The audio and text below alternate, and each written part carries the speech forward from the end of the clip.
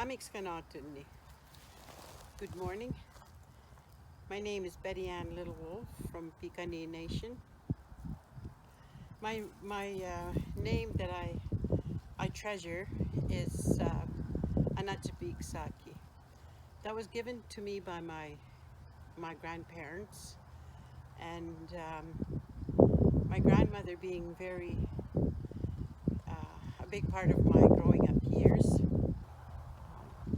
Gave me that name, and it's very precious to me.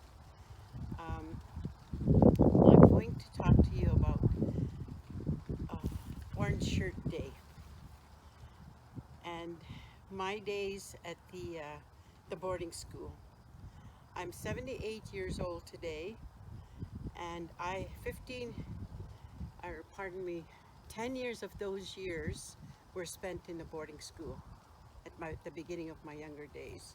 I was 6 years old when I was taken to the boarding school against my parents' wishes, and of course they couldn't do anything. I was taken away, and I spent 10 years there.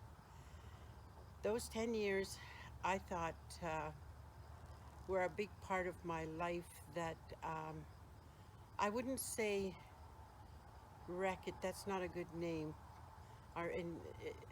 My life was really interrupted at that time, because when I was younger, my grandmother was a very influential part in our lives, and the love from my grandmother was rudely interrupted by the boarding school. And the love that I knew at that time growing up, love was everywhere, nature everywhere, and that was severed when the boarding school started. The reason why I'm sitting out here and I'm really enjoying our nature, this is in my backyard of my home on Piikani Nation. The tree behind me really represents a lot of life to me.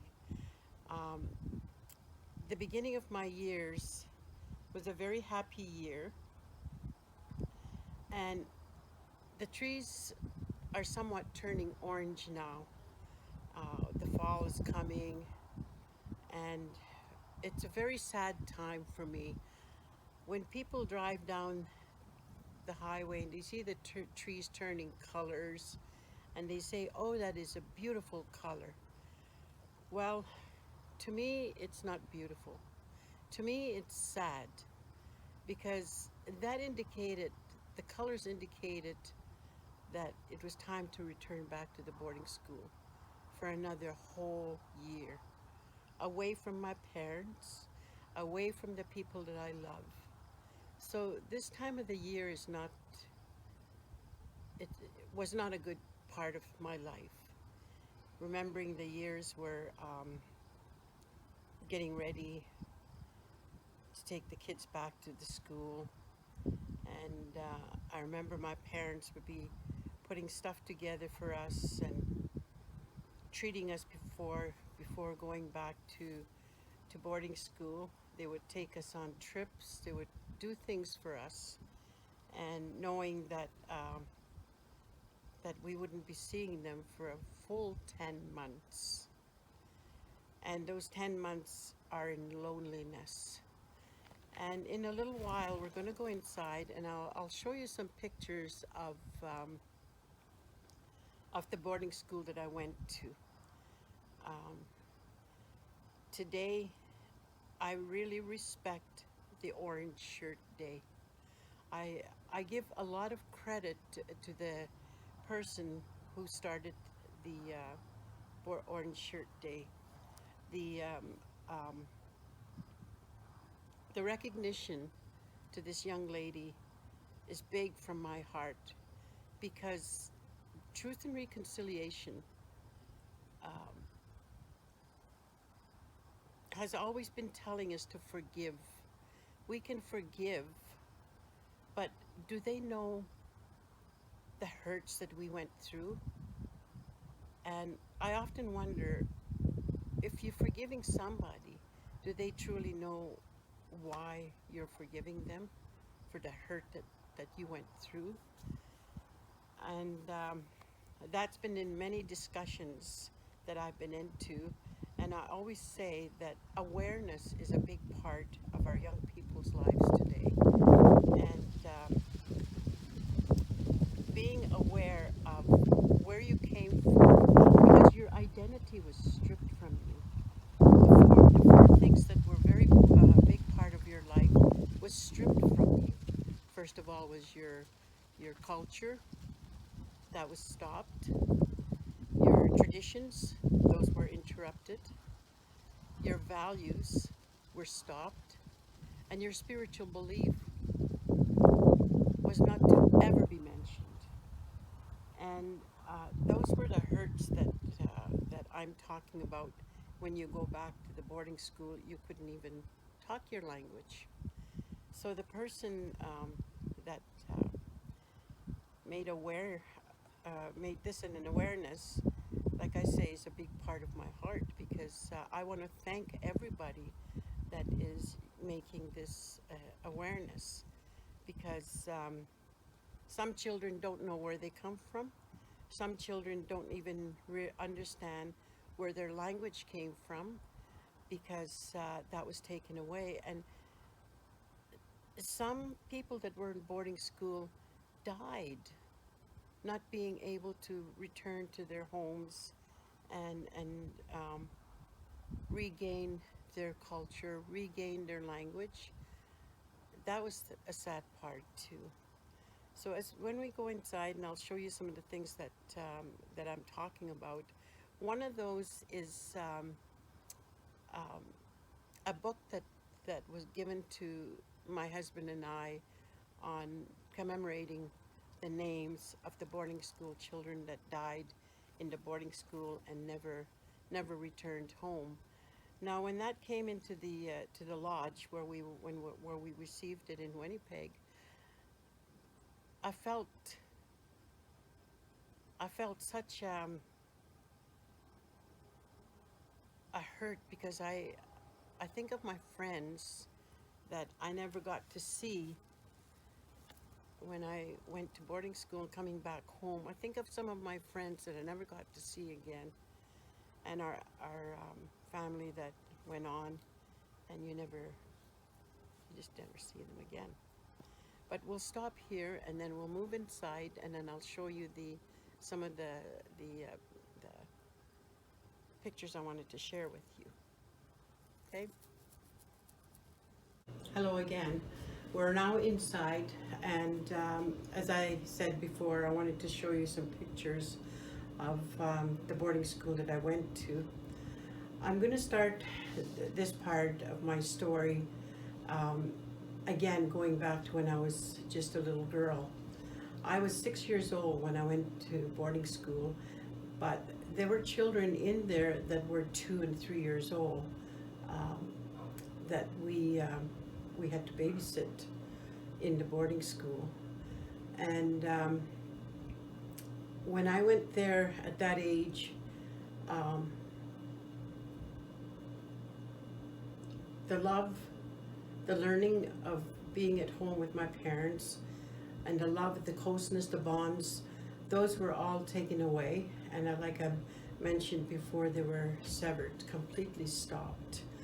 And I just want to show you a picture of a grandma, that's not me, but that is her grandma and her daughter. And that is the way, that's how we grew up. The grandma was a big part of the particularly the girls' upbringing. Now, when I went to boarding school, from there, from my home that was very loving and always somebody around, family, people. Now, this is where I was taken for 6 years, or for 10 years. 10 years of my life were spent in this cold, cold place. Up here in the corner up here, this tower, I'll show you right here, is a bell. This bell was erected on top of that tower there. Now, in the mornings at 6 o'clock in the mornings, that horrible bell would go off, and it was right outside the girl's bedroom. When that bell went off, it scared you so bad because you'd never ever heard that before. It was a worse. I can't explain the feeling. I can't explain it, but it was very hot. It was very frightening. That's what woke you up. So you never heard your grandmother come into the bedroom and say, "Time to get up, sweetie. Good morning." You didn't hear that. All you heard was that horrible big clang of that bell. You had to get up, jump out of your bed, get on your knees by your bed, close your eyes, and go like this, and you say your morning prayer every morning at 6 o'clock. Now, our grannies were no longer a part of our lives. This horrible man now took the place of our grandmas. Those three little young people, 2 years old, 3 years old,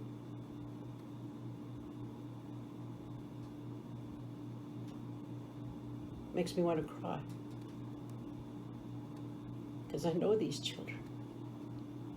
I was there when they were there. They've all passed away.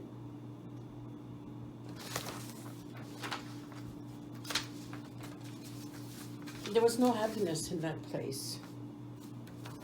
Absolutely no happiness. You get up in the morning, you hear that bell, you get on your knees, you pray, get dressed in a long lineup, you hold your hand out like this, and the supervisor or this lady puts salt on your hand. Then you march one by one into the bathroom. You brush your teeth with the salt. Then you go downstairs. You have breakfast. Breakfast was not good. Today I don't eat porridge because every single morning we had porridge with sour milk. Sometimes that milk was so bad it was secondary milk because when they put the milk through the pasture at in the creamery downstairs in the basement of that big horrible school, there was still little bits of manure straw floating around in that milk. The good milk was sent into town to be sold. The bad milk was what we got. There was no sugar. We never had sugar, so it was just porridge and milk. And we had to eat that. And that was our breakfast. And that holds you over till noontime. And at noontime, you all you get is this spork bologna, not bologna, but spork sandwich. And I understood later that there was big shipments of that that was sent to boarding schools to feed the kids at noon times. And then we got, what I loved was the vegetables from the garden, and again, that milk was for our lunch. Then at supper times, that was different again at supper times. We didn't get meat as like I say, like hamburger, or we got a lot of potatoes. We got a lot of, because we had a big garden and they had to use that garden to feed us. And then the odd time we would get maybe wieners cut in half. Each student gets half a wiener. And sometimes you get a little piece of meat, not very big piece. They really were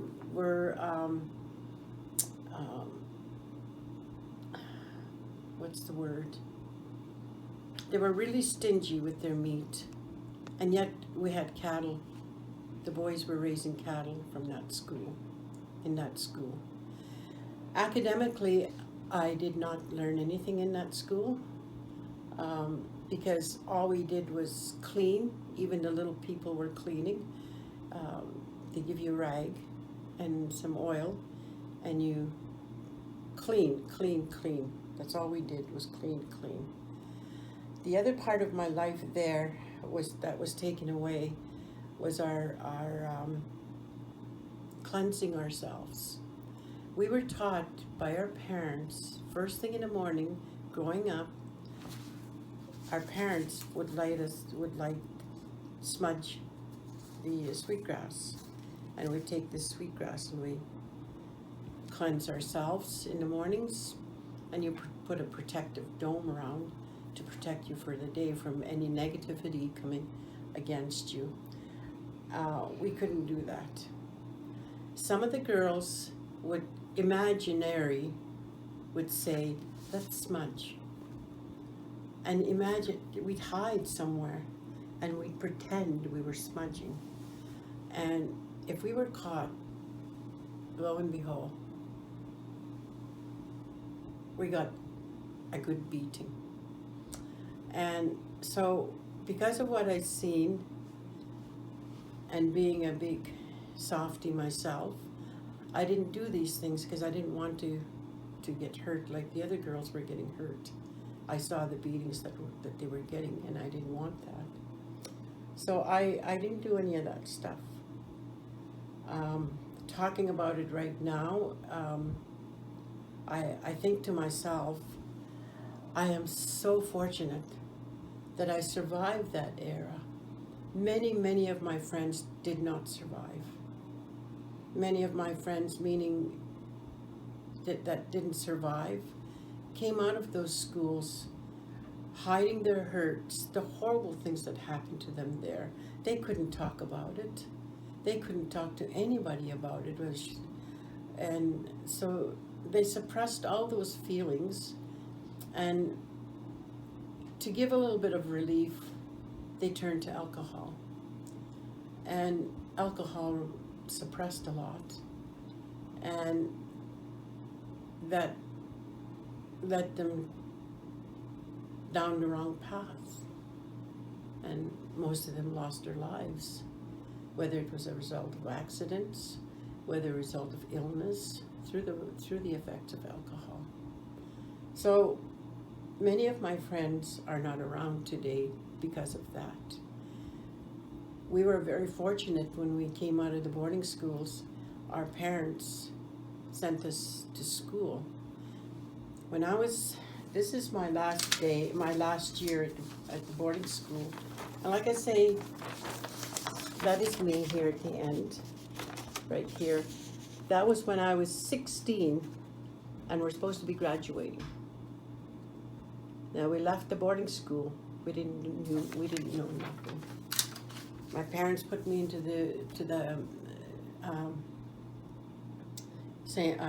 Matthew Halton in Pincher Creek, Matthew Halton High School, and I was so embarrassed when we had to do a CAT test. And when my CAT test came back, I was only a grade 3 level. Can you imagine a grade 3 trying to do grade 9 work? So again, started running away from school. My dad took me and put me with with some people friends of his that were in Granham, and I was just across the high school from Granham, and that's where I met Mr. and Mrs. Tom Syme. They were two very, very special people that I lived with for many years. And after supper, Mrs. Syme would take me aside and would go from grade 3 right to grade 9 and homeschooled me that way. But during the day I was going to school.